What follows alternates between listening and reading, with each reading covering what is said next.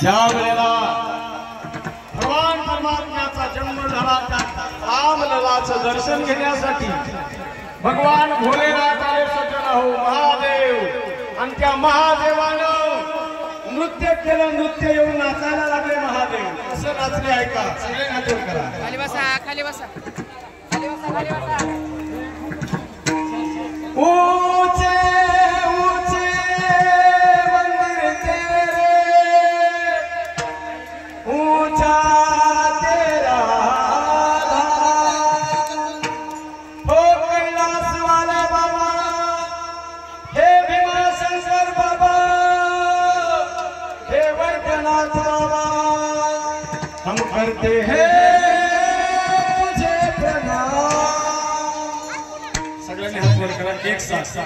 जोरात ताली वाजवायची जोरात पंचक्रोशीला कळायला पाहिजे पंचकाळाचा आवाज दिला पाहिजे सैल स्वस्थ समविशाल जटाजूट कंदभा